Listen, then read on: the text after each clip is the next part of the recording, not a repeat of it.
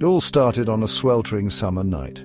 I first noticed the peculiar hum of the old ceiling fan I'd reluctantly inherited. Its metal blades, slightly tarnished with age, rotated with an oddly irregular rhythm, as if not content with simply circulating air. At first, I dismissed it as nothing more than a faulty motor. But as days passed, the fan's behavior grew increasingly unsettling. I soon discovered this was no ordinary appliance.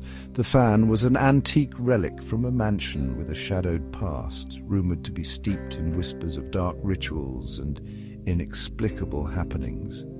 Every evening as midnight approached, the gentle whir of its blades would transform into a low, almost imperceptible murmur.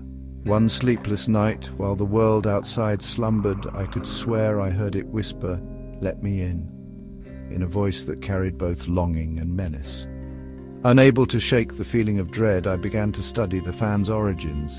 Its ornate, yet foreboding design hinted at a bygone era, a time when objects were believed to hold secrets, memories, and even souls. Old newspaper clippings and faded letters revealed that the fan had been part of an estate where inexplicable accidents occurred and where strange symbols were etched into the woodwork. The very design of the fan resembled ancient talismans, symbols of binding and release that were said to invite forces from beyond. Each night the fan's hum became a conductor for a symphony of eerie disturbances. I noticed small piles of dust arranged in deliberate, unsettling patterns on the floor. The air around it grew unnaturally cold, and shadows in the corners of the room seemed to twist and writhe, as if animated by an unseen hand. In these moments, the fan appeared to pulse with a life of its own, its blades occasionally slowing as if in hesitant communication with something lurking just beyond the veil of normalcy. One stormy evening, the tension reached a breaking point. Lightning flashed through the rain-soaked windows, and the relentless wind outside mirrored the turbulence within my own home. I sat frozen in the living room, my eyes fixed on the spinning fan. Then, as if to shatter the silence, a soft creak echoed from the far corner of the room. I turned and caught a glimpse of a faint, half-formed figure dissolving into darkness, a presence that seemed intimately tied to the fan's eerie pulse.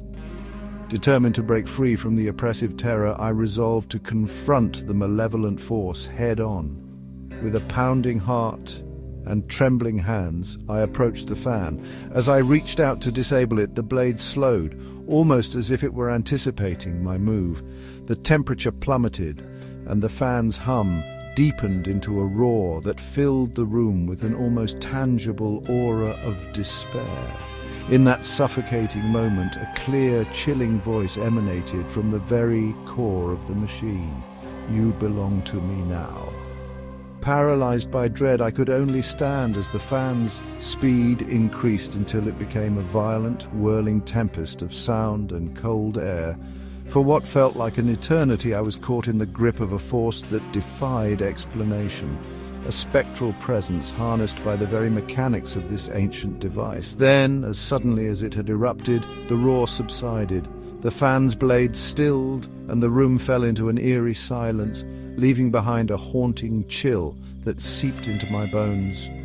I never managed to remove that fan. Every attempt to replace it or rid myself of its influence was met with inexplicable resistance, a surge of icy wind, or the sudden silence that spoke volumes of the power it held. Now, even as I live with other modern comforts, I am forever haunted by the memory of that cursed relic. So, if you ever find yourself alone in a room with a solitary fan that seems to murmur in the dark, listen closely. Perhaps, like me, you'll hear its insidious invitation echo through the stillness, "Let me in."